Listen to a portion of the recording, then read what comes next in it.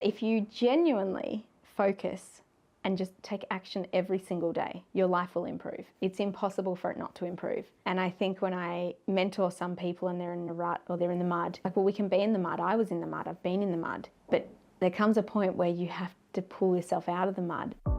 This is Inspired Founders, a podcast that helps you find your true north in business and beyond. I'm Priscilla Skippington, a soul-led entrepreneur passionate about sharing the wisdom of world-leading business minds who have walked the path before us. From their toughest challenges to their greatest triumphs, we explore the stories that have shaped their journey and defined their future. Together, we discover the resilience and redemption it truly takes to achieve success, make a lasting impact on the world, and live a life that is truly fulfilling. Hello, and welcome back to another episode of Inspired Founders with me, Priscilla Skippington, and our incredible guest today, who I have been wanting to get on a podcast for quite a few months now. It's just worked out, divine timing, that we're finally here. So she is the founder of Silk. She also has a best-selling book, Self-Made, and now a mentor, Self-Made Academy. Welcome, Olivia Carr. Thank you so much for having me. It's been literally months. I think it's been almost since the book came out, which we've just celebrated 1 year. So anyway, but here we are. Congratulations, yeah. 1 year. Yeah. Wow. So talk to me. I usually start my podcast with asking about who Olivia was before the business, because I find in business, especially when you've had quite a successful career, we become the identity of our business, where people don't realize that there was a whole nother story before you started your business. Even just on hearing that, I'm going through a process at the moment internally where I'm like, who is Olivia after the brand, if that makes sense? Even though I'm still running it today, we went through quite a lot of shift this year. I sold half of the business. And I think leading up to that point, I had already gone through a process of emotionally detaching from the brand. Both of my kids are over 18, so I'm going through this, like, I don't know, Pip Edwards from PE Nation is going through something very similar at the moment, where I'm like, who am I not only outside of my business, but I've been a mum since I was 19. So I'm like, who am I without the responsibility, the same responsibilities as having kids? Who is Olivia when I'm not mum, when I'm not boss? So that's an interesting thought, and that's something else we can touch on. But I think before the business, who I was, just like was a bit of a hot mess, to be honest. Like, I think, I had an interesting start in life. I felt I was destined to go to Hollywood. I started acting professionally at the age of 9. I didn't know that. Yeah. So it was all I thought about day in, day out. So I left school at 16 to move actually to the Gold Coast to study acting professionally. Cool. And I honestly, that was all I wanted in life. And then literally, I think I then got accepted into NIDA, which is the most prestigious. I don't know if it still is, but back then, we're talking like 24 years ago now. Yeah. One of Australia's most prestigious acting academies. People like Mel Gibson, Nicole Kidman trained there. Yeah. Literally in that same week of that summer school letter arriving, I was still living on the Gold Coast. I found out I was pregnant. Yeah, so it was my first what I call sliding door moments. I talk a bit about this in the book. But it's so interesting because even though from such a young age I had a very clear vision for what I was working towards, and I genuinely, like, would I have ever made it? Who knows? And it's irrelevant now. But at the time I really believed that was my path. Yeah. But what was really interesting is that when I found out, obviously I was shocked, and there was a whole lot of things that come afterwards. But in that exact moment, I just had this deep inner knowing that I just had to have this baby. And I wasn't in a relationship. It wasn't that sort of scenario. And I don't know what that was. It was like a deep inner, and obviously it was the best thing ever. My daughter has been my rock. So I think it's hard, because I think when I think who was Olivia before my business, like I was just saying, I've identified really just as mum for more than half of my life now. So I'm now going through that process of, well, good question, but who am I? Like, who am I when I'm not acting, when I'm not living at home, when I now, like I was just saying to my partner, next week my son's going away with his dad. It will be the first time in my entire life I've had a house on my own with no kids for 3 days. Wow. So I raised my daughter on my own. My son goes to his dad's, we do the shared thing. But I've actually just never had space. Like, I've never had child-free. It's just bizarre. It's that whole empty nester phase that they talk about, isn't it? And a lot of women go through this where it's like, who am I if I'm not mum? Like, that's a scary thought. We've been so responsible for little humans for so long. Very exciting too, though. But exciting. It's exciting. And exciting for the phase of life that you're now in, I know, with your partner and all of that. Yeah. I mean, it's exciting. I'm very conscious of not saying, no responsibility. Obviously, you're a parent for your whole life. Yeah.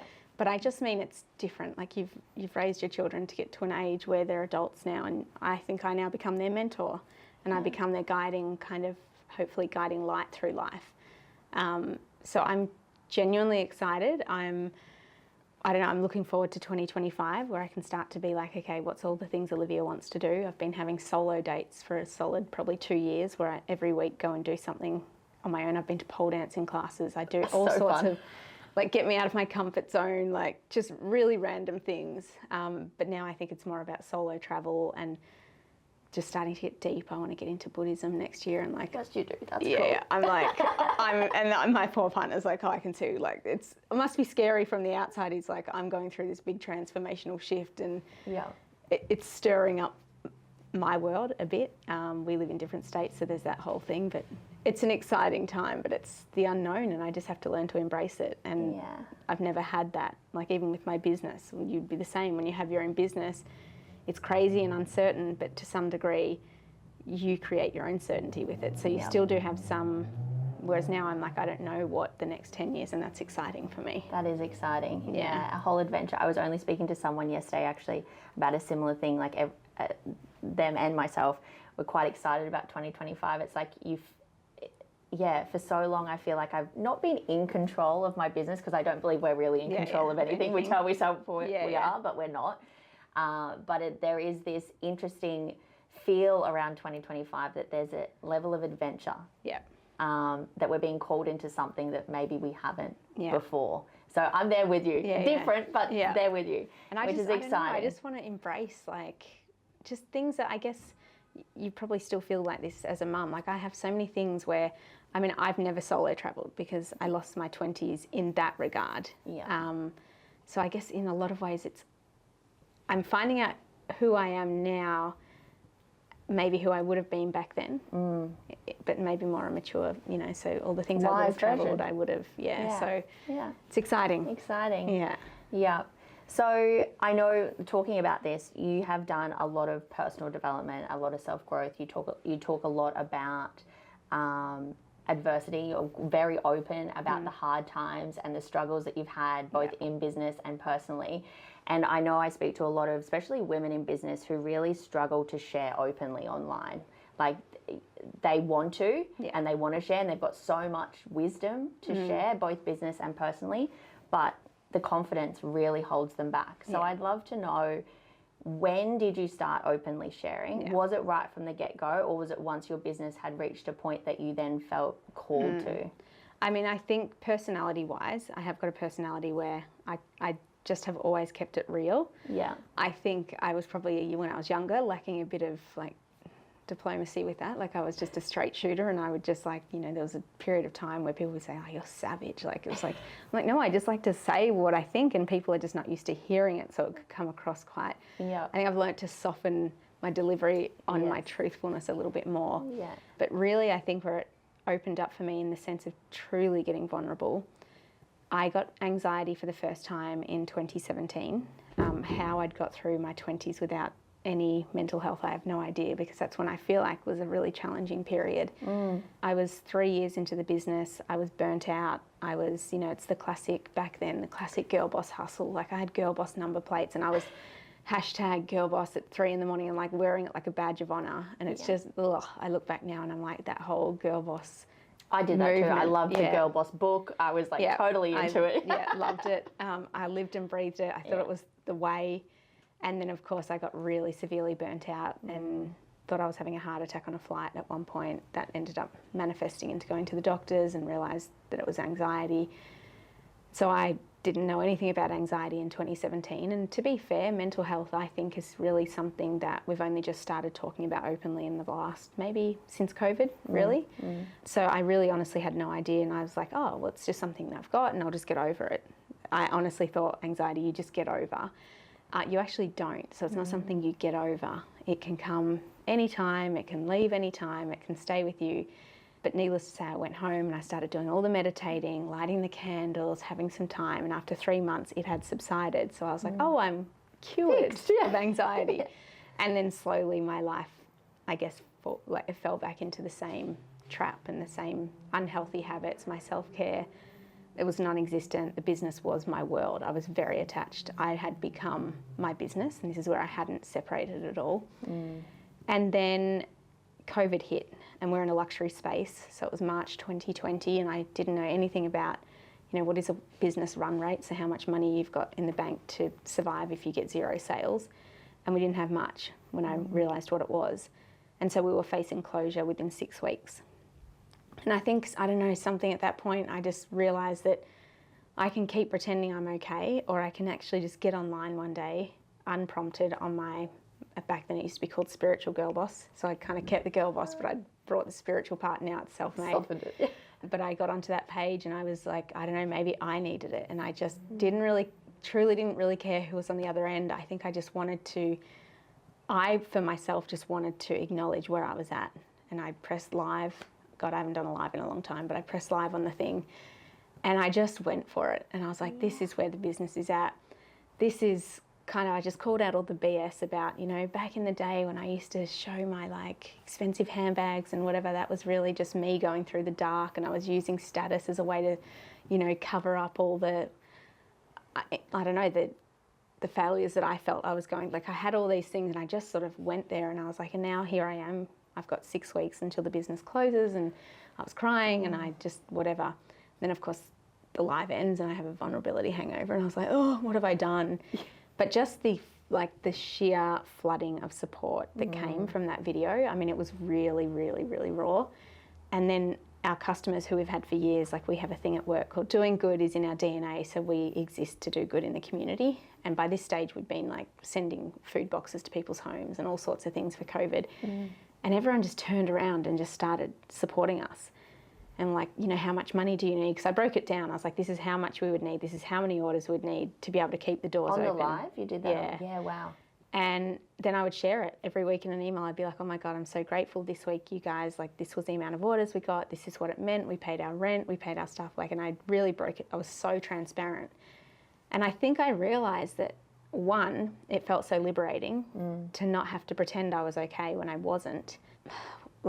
What pushed me to that point? I think when you get to that point and you've got nothing to lose, I think I felt I've probably got nothing to lose and I can only gain from this. And whether that was a personal feeling of, I think if I really think back now, obviously in the moment I couldn't reflect on it. I think I probably thought I was going to lose it all. So it was almost like my own shedding. I was going through the grieving of but sharing it with people, hey, I'm just letting you know I'm going to give it everything. But at the same time, I think deep down I thought, well, this is it. This is the end of an era. But it just wasn't. How long had you been in business? Prior to that, that was our 6th year. 6th year, yeah.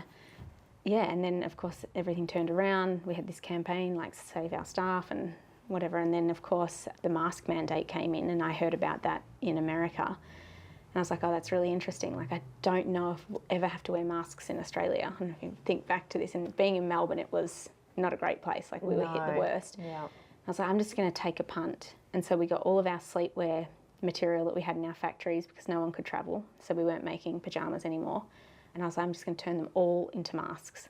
Great So idea. this will either go really well or it will go really badly because we may not need them. And I think that was pretty close to March as well. And then by the time they hit the shores in Australia, the government in Victoria had mandated masks. And of course, no one could get them. So we became the #1 selling product on the entirety of the Iconic. Out of all fashion, out of everything, was our masks, our silk masks. And that literally, that turned our business around. We could not keep up with the amount of masks. Adore Beauty would be buying $50,000 worth of masks at a time. They couldn't keep up with it. It was crazy. So, but who could have known that even in March, that masks, we didn't even know what this thing was. So it was a little bit of Intuitively though, you must have known. You must have had a feeling. Well, I was like, what else are we going to do with this? Yeah, So, yeah. I take a punt, right? And it was a big punt because once you cut sleepwear into tiny little, There's no stitching it back patch together. working back. So, and that would have, if it hadn't have worked, that probably we would have gone under because we had no material at that point. What can I do with, you know? And it did, it worked, turned our business around. But sadly, during that whole process that year, my anxiety came back tenfold. And it really manifested like badly. I got OCD, which I'd never had. I had this bizarre, which to be fair, I probably still have like little elements of it where I still can't eat like raw fish.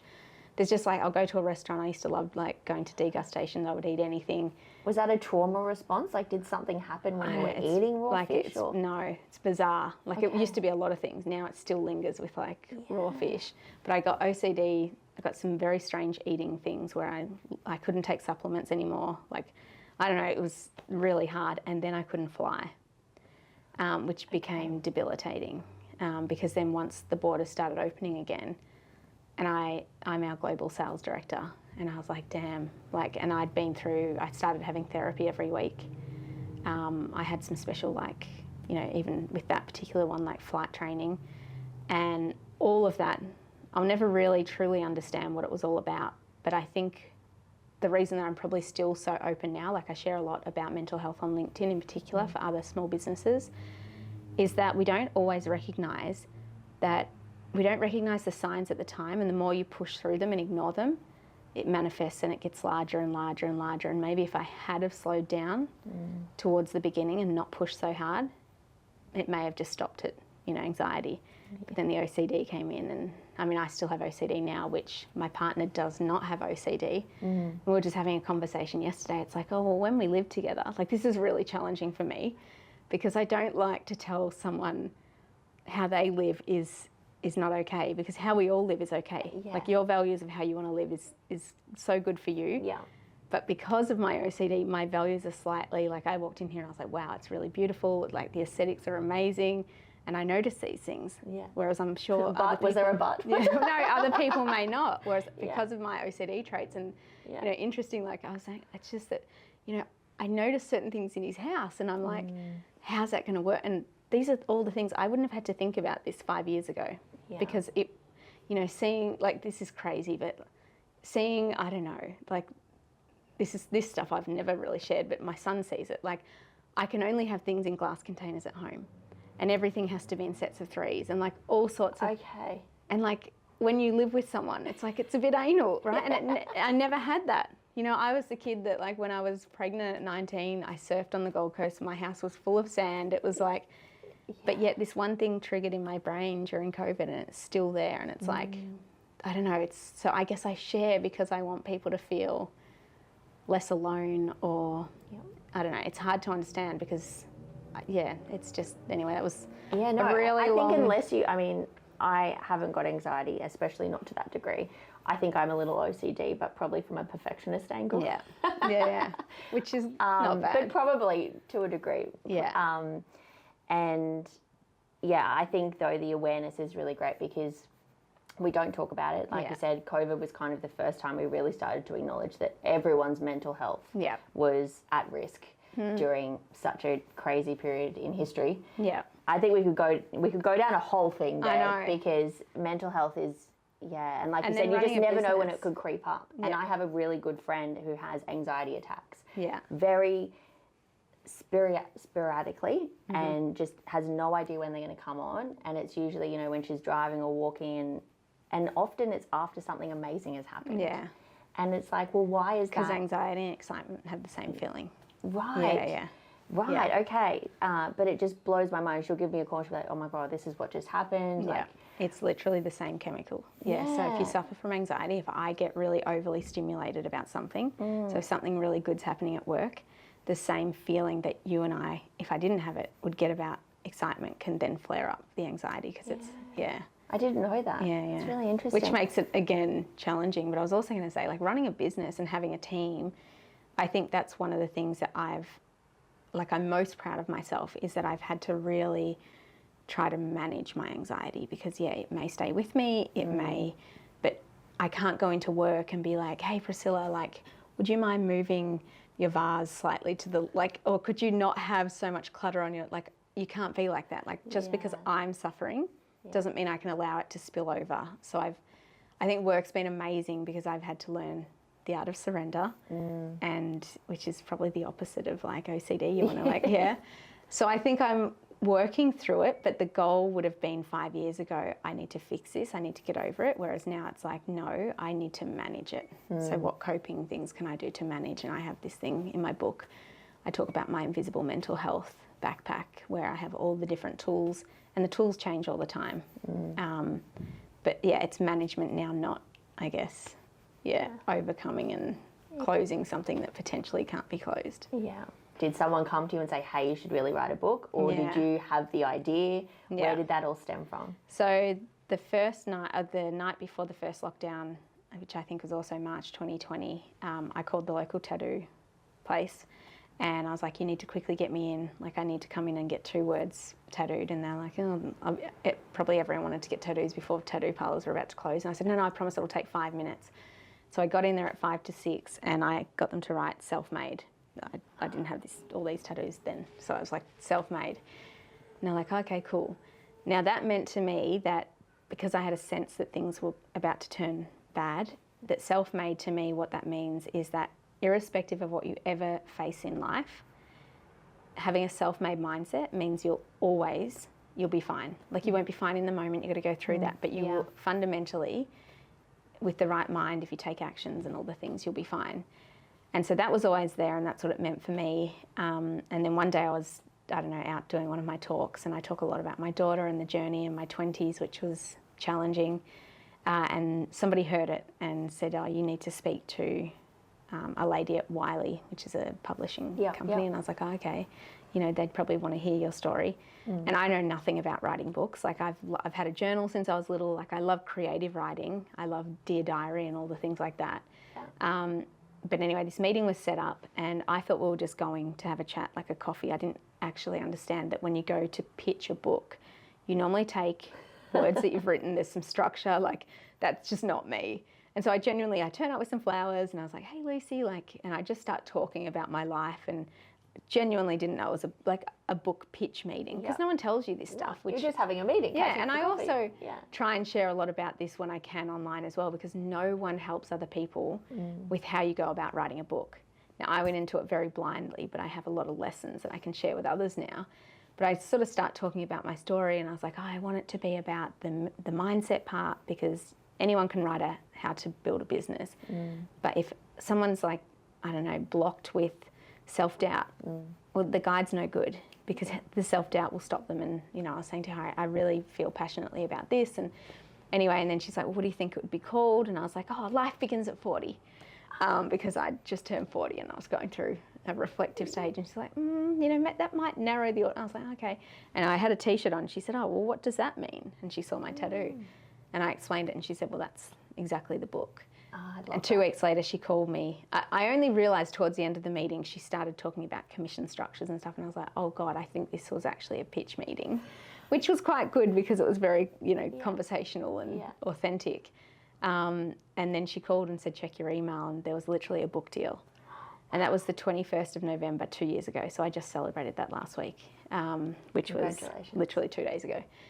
And I think of that day often, because how excited I was, how naive I was, and how, again, another sliding door moment in my life.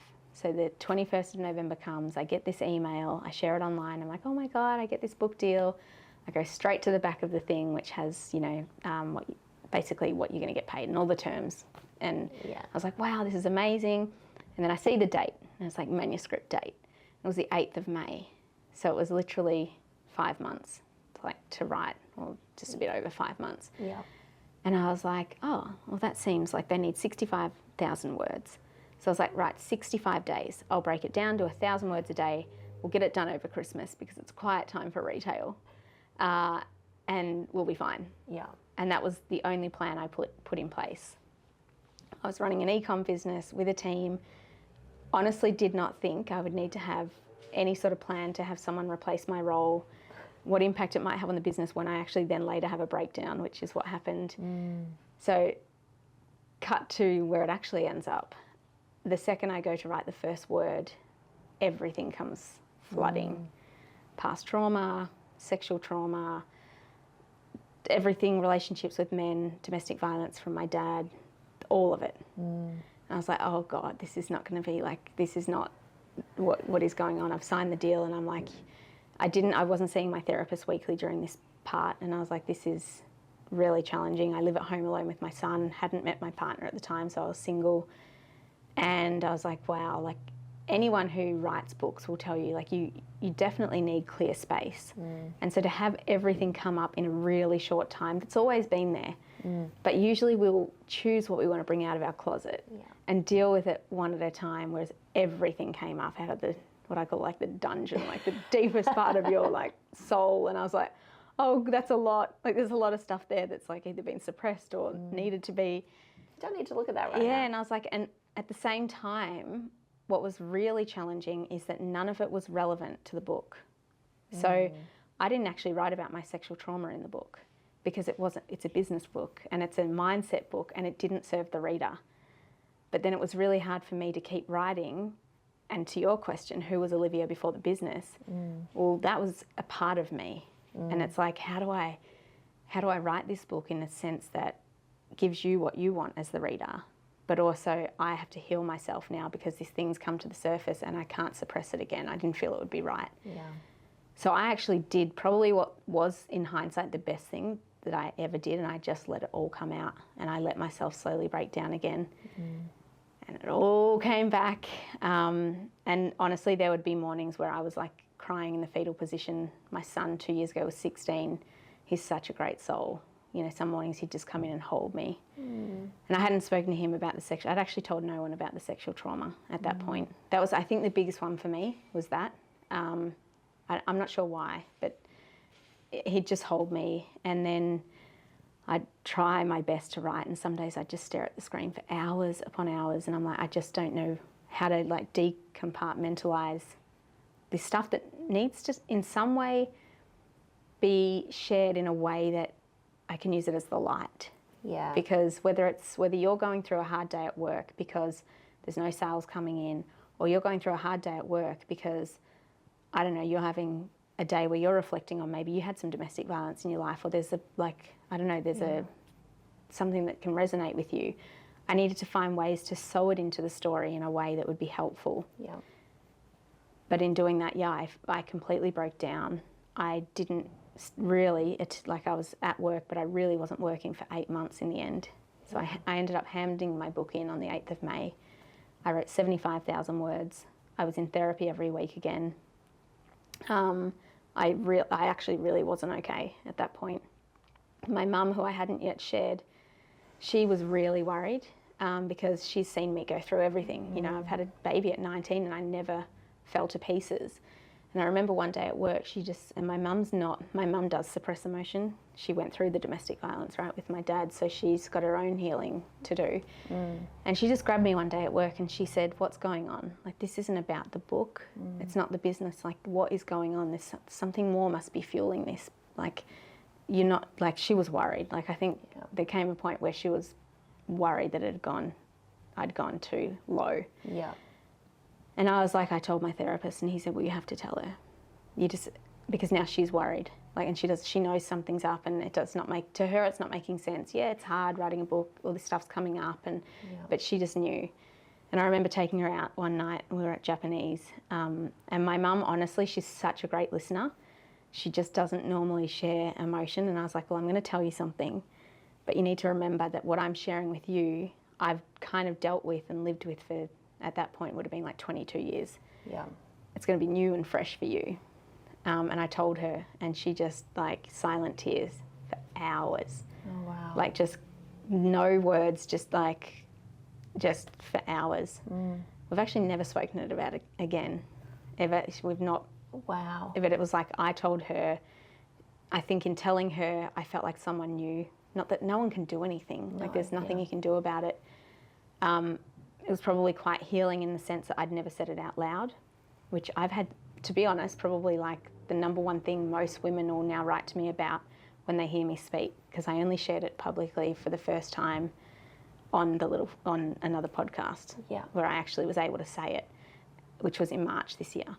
Not that long ago. Not that long ago. So I think the empowerment that I could get from actually just saying that, you know, hey, this is what I've been through. And so many women write to me and say, hey, like, you know, that story you shared about all the, like, the dark thoughts that were going on in your mind, and how, because that, from that moment that happened to me in my teens, it's affected every relationship I've ever had. But I've never, like, I was married and I didn't tell my husband. Like, all this just sits underneath, and I just never shared it. Yeah.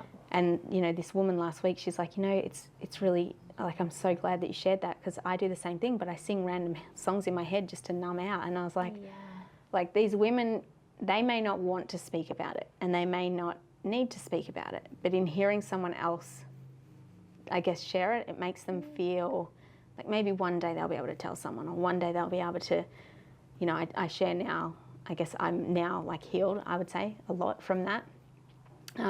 I did a lot of story writing, so my therapist said, like, there's an amazing exercise you can do where you can rewrite your own ending. Like, you can be the hero. Yeah. So I went through a beautiful journey of, like, yeah, you write about that time, but then you write the ending. Yeah. And you become, and it's just like those little things. It's like my therapist will say all the time, like, the reason that I share so openly is because everything I've gone through, it's obviously, like, it's my bravery that can help others. Like, so I try and turn it into a... I truly believe that. Yeah.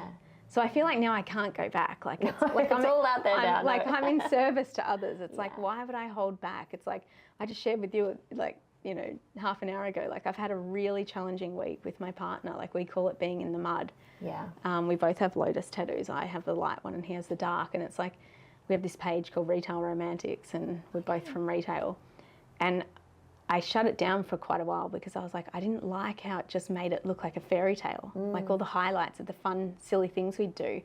When the reality was, at least twice a month, we might have a day in the mud, like, you know, and it's challenging. And we live 2,000 kilometres apart, and he has children, I have children, we have different, you know, ideas on a lot of things. And it's like, yeah, it's like, I think I said to him, I have to shut it down because it feels like we're not being authentic. And if I can't, whereas we put it back up, and now I actually share. So, like, I don't share the ins and outs because I don't think it's serving anyone. Yeah. But I will. I'll put, you know, I'll put up stories about, hey, we just had a moment in the mud, or, you know, he's on a social media detox at the moment, and I'm sure there's a lot of people being like, oh, they're in the mud. They're really in the mud now. He's like, turned his socials off. So, but yeah, it is. It's challenging, but I don't like to not be authentic about that, because we all go through the mud, right? Even in relationship, work, whatever it is. And I'm like, no, actually, Rob, if you're going to be with me, it's like, the chances are I'm going to share. Like, You said that just before you walked in the door to him. Yeah. I was like, I am going to share. So, but I think it's the ownership piece with that too, though. It's like, you can share that you're in the mud, but it's not about blaming. It's about, you know, what am I going through? What am I learning? Because we're all just holding a mirror up. Like, That's exactly right. That's exactly right. So getting back to business, I know we've probably spoken for however long today already, and I could talk to you forever. I get that feeling. We could just sit here and chat forever. Getting back to business, getting back to e-com, and building a brand that is now global, and you've had some incredible marketing wins. You've worked with, I mean, the Kardashians have worn your product. Yeah. So where in your business did things start to really skyrocket, do you feel like? You spoke about the masks, but was it prior to that where, you know, these publicity pieces and that started to happen where you're like, shit, I'm onto something here? Yeah. I mean, like the cool moments, right? The cool moments, the cool moments. We try and still have them. I'm probably not as focused on them now because they take time. They take a lot of creative thought. Yeah. But yeah, when we first started in October 2015, I had no marketing budget. There was no spend. But I was like, right, we need to have high impact. It was just me and my daughter working from home at this point.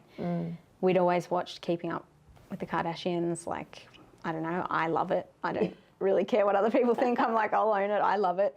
But one of the things I learned through that is that they've always slept on silk. So I was like, right, the one that I just saw, like Kim carrying through the airport, it looks homemade. It's like not fitting on her pillow. I'm like, this is not okay. Like, I need to give them our product. Yeah. So I genuinely, even that, I was like, I'm being of service to them. Like, it'll, you know. Yeah. But I was like, well, how am I going to do that? So I literally was like, well, I can buy a plane ticket. I can go to LA and I'll just hand deliver it with a 4-page handwritten letter talking about my life. Again, owning it, saying, hey, I don't have any money. to like, literally, I don't have any money for any marketing budget or whatever, but I have a big goal and I have a vision. And I shared all the stuff. At that time, we were doing stuff with orphans in Tigray. So for every order, we were paying for their school supplies for a whole year. And I just talked about my vision to like, I had a whole thing we wanted to do with the homeless in New York, which we ended up doing a few years later. And I just put photos of my kids. Like, it's just so real. And I was like, this is who I am. I work from home. Here's my daughter. This is the life I've had. This is the kind of brand I have now. You guys have an amazing reach. You love silk. If you're happy to like help me, I promise I'll always pay it forward. And that was essentially the 4 pages. And in this box, I had just at that time put like our normal queen size pillowcases, because in Australia, I didn't realise back then that everyone in America, pretty much if you're famous, sleeps on king size. Right. So I'd put these standard pillowcases in, and anyway, I ended up talking my way into this gated community because I didn't realise there was gated communities. So there's that whole part. Just rock up to a doorstep. Yeah. There's a whole story there that people can look up online. I definitely don't condone it, would not, especially after what happened to Kim in Paris a few years later. I would not ever, but I genuinely didn't know. Like, I thought I was going there to drop them off to Kris Jenner's work residence. Okay. But I didn't realise back then they actually worked from home. So it was actually a home residence. End up talking my way in, and a UPS truck turned up at that time because they were renovating. So the driveway had like a massive do not cross tape thing. Anyway, he was delivering a box, just like, again, the universe, like... perfect timing. Yeah, Divine like timing. literally, it was something I believe in manifesting, that's a whole thing, but I was like, well, someone was looking out for me. Yeah. I put the box down on top of the other box and I leave. I actually tried to then go and do it at Courtney's place, but that's where Justin Bieber was living at the time, in the same residence, and their security was like all over it, and I didn't get in. But anyway, I didn't hear it for a few months, and that was that. And then one day I get this, like, I can't remember if it was an email or it was on LinkedIn, and it was from Kim's assistant. And I was like, this is like 2016. I'm like, that's sketchy. Like, I didn't really believe, because it was like, hey, Kim wants to redo her whole apartment in New York. Can you do them in black? But she needs king size, and can you put her initials on them? And I was like, well, the chances of Kim writing to Olivia in Melbourne for product, pretty slim. So I remember writing a fairly cold email back thinking, right? But, oh no, that's right, it was email. And then I go onto LinkedIn, put the person's name on LinkedIn, and then nearly died, because I was like, oh my goodness, it actually was her executive assistant. So I'm then writing back going, blah, blah, blah, like, absolutely, can we do it for, like, you know, can we do it for Kanye, which we did end up doing it for Kanye. And that was sort of the beginning. And then, so we've never done any paid. It's always been very, like, organic. Yeah.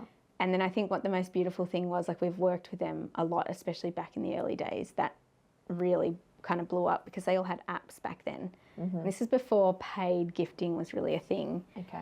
They loved the product so much they wanted to do a giveaway, so they're like, hey, we'll put it on our like landing page, can we just, like, you know, and it's like, you think of that now, like, they could ask for millions and millions for stuff like that. Yeah. So we just got an opportunity to do some amazing things, and then I think one of the kind of, I don't know, one of the things that I've talked about this once with the media is that there was the time where Kim was taking our product to Fashion Week, and she did a giveaway for her followers with our travel set, which she loved. She was like a silk-filled travel pillow, and she obviously gets held up at gunpoint in Paris and goes on a social media like hiatus completely, like, so that meant that she didn't do anything to her website or her app, and we just stayed on the homepage. There was a picture of Kim holding our marble travel pillowcase, click here, and a whole thing that then takes you to our website. Wow.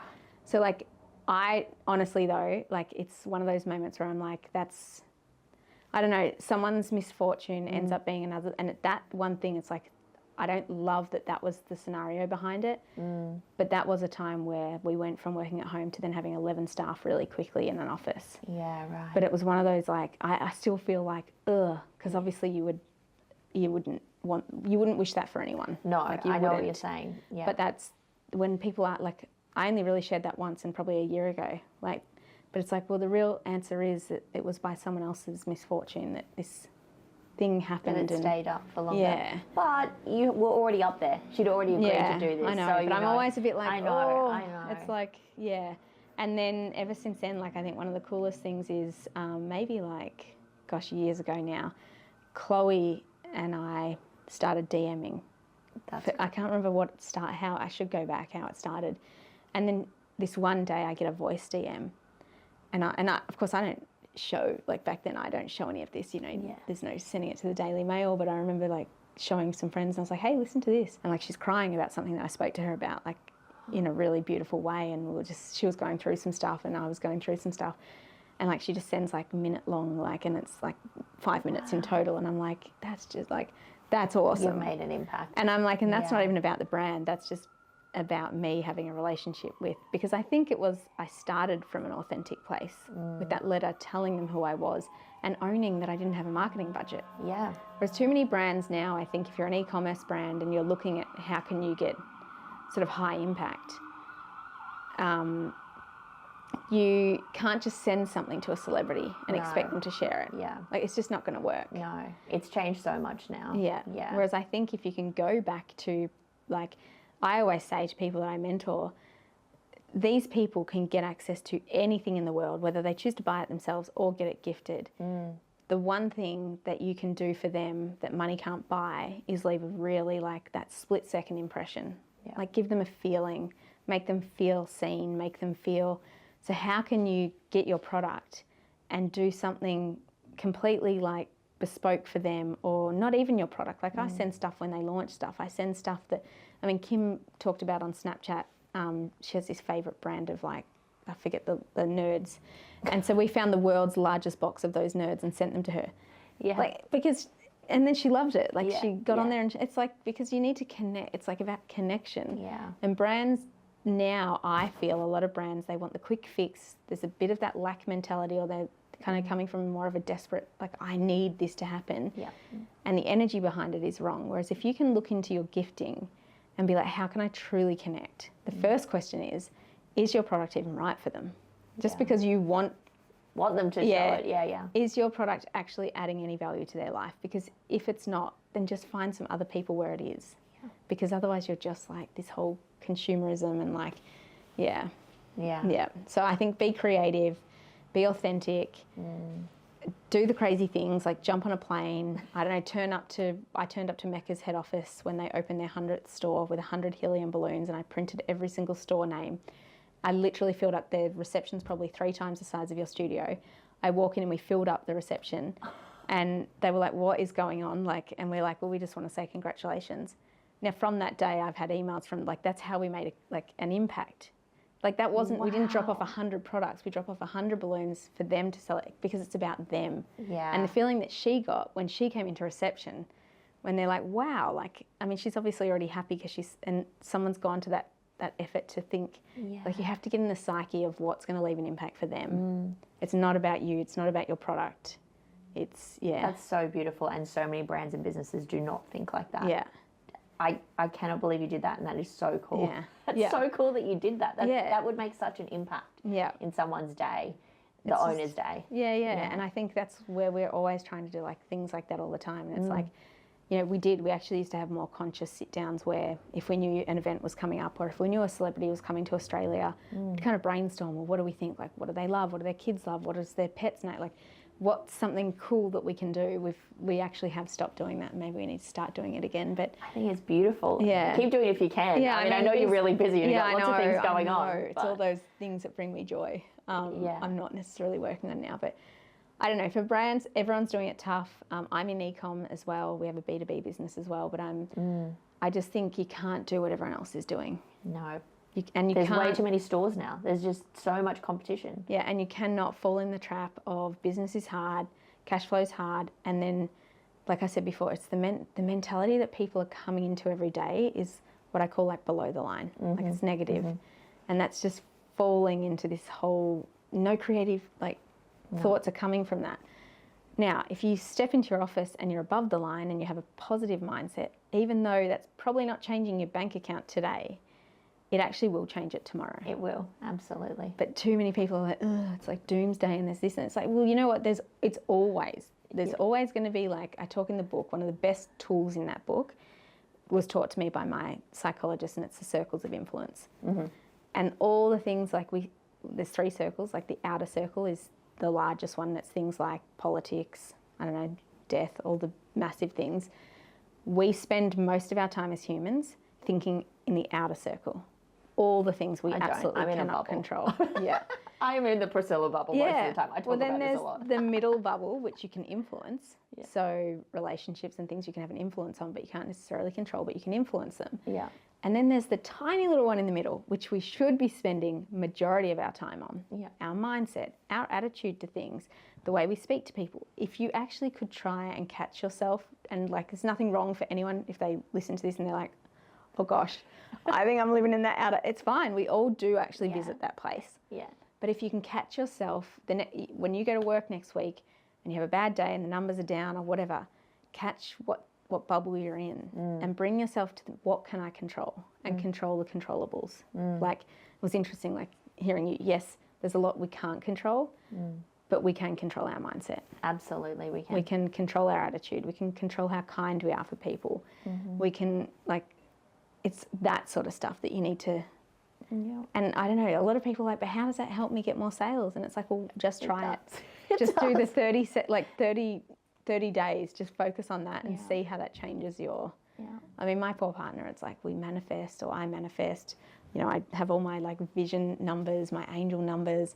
I go on trips around the world for work and he's like, well, how's this? I'm like, well, it's going to flow because I'm like, I'm locked in on this and it's just going to work. It's going to unfold as it should. He's like, that's your plan? I'm like, pretty much, because anything else is out of my control. And then we'll get to the end of it. He's like, I don't know how you did that. And I'm like, well, I do. Because I trust and believe that life is happening, I guess, for us, not to us. Yeah. Yeah. We could talk forever on this because I think we think very similarly. Yeah. And yeah, there's so much there. I speak about this a lot. Like I said, the Priscilla bubble, I teach this to a lot of people. Like I am in my bubble. I don't watch the news. I very rarely listen to the radio. I have my music on. I am constantly in control of my mind, constantly. I never let it stray me. I am a full believer that the universe is working with us, not against us. And that if we just allow ourselves to really be okay in this current moment and not overthink what's happening 3 or 4 steps down the road, because we can't predict what's going to happen. And sometimes I think when I've tried to predict too far in advance, the universe, God, source, whatever you want to say, will put something so that you get redirected. So, and then the other advice, I think, like the big one, this one I'm working through at the moment with myself because it's something I so strongly know works that I'm at a point, maybe because I'm 43 now, so I feel like I'm a bit more like, it's not that I know the way, it's just that I'm starting to know a lot more about how these things work. That if you genuinely focus and just like take action every single day, your life will improve. It's impossible for it not to improve. I agree. And I think when I mentor some people and they're in a rut or they're in a bit of, I don't know, they're in the mud, it's like, well, we can be in the mud. I was in the mud. I've been in the mud. But there comes a point where you have to pull yourself out of the mud. And the only way how quickly can you do it? I think the quicker you can do it. Like when people say to me, there's an example I can think of at the moment where someone's going through some stuff and they just don't know which direction to go. And it's like, well, I just think first and foremost, like just you have to actually, like there's so much going on that they do nothing. So it's like, well, you have to lock in. And like you don't have to address everything at once. But I think I saw somewhere on Instagram today or yesterday, like there was this really good thing where they said, so it needs to be so minute, the action, that you can't not do it. Like it's like, don't try and find your purpose tomorrow. Finding your purpose, there's a million steps in that. We may not find it. But what one time, like how can you break that down to the smallest step? Just do that. What just brings you joy, I think sometimes. Like if we can just break it down and just be like, well, what can I find joy in right now? Or how can I bring more joy into my life? Yeah, it is. It's those minute moments. Yeah. Whereas some people just get to, it's just like even with e-commerce, it's like, but it's also hard. It's like it absolutely is. Like we're not denying that. But what's one thing today you can still do, even though it's hard? Yeah. And some people are not, I don't know, some people are not okay to hear that as well. And it's like, but the reality is no one's coming to save you.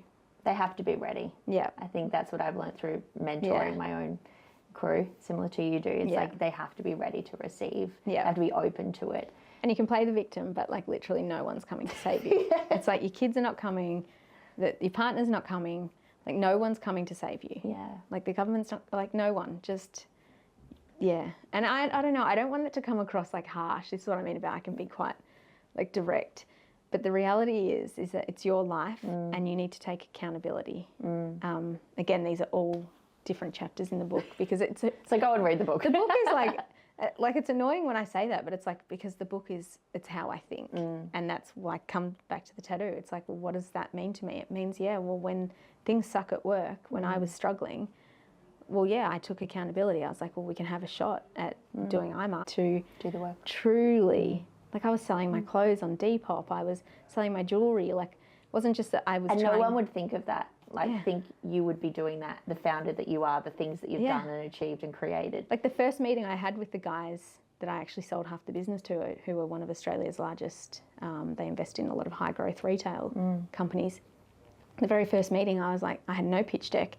I don't believe that you need to have all this polished stuff. Like you can get rid of the fluff. I just talked on a Zoom and I said, and just so you know how deep into this I am, just remortgaged my house. My clothes are currently on, like I told them all of this. Yeah. And everyone says, like, that's the other thing. Don't ever tell investors that you're like coming from like, no, I told them the truth. Yeah. Like, just tell the truth. But this is the vision. That was the big thing. This is where I want to take it. This is, so I don't know, just follow your gut, really, on that one. Yeah. Well, thank you so much for joining me today. Like I You're very said welcome. many times today, I think we could just talk forever on so many different topics, but I'm so grateful that you could make it today. It's on the weekend as well, so thank you so much. I'm your first guest in the new In the studio. new studio, yeah. I haven't even announced it yet, so Yeah. this will be, the podcast will announce it. Yeah. But thank you so much for joining me. I know our Inspired founders are going to get a lot out of this. Amazing. And Thank you for having so me, much. and thank you for being here on the weekend. Oh, my absolute pleasure. Yeah. Thank you. Thank you so much for tuning into this inspirational story. Lucky for you, the inspo doesn't stop here. We have an Inspired Founders Facebook community, a space created just for you to learn, listen, and ask questions from our inspired founders themselves. This unique community is designed to uplift and motivate you to take actions on your own stories and dreams. You'll find the link within our show notes. We can't wait to see you in there. This is a Guide Your Light Network production, creating podcasts with purpose.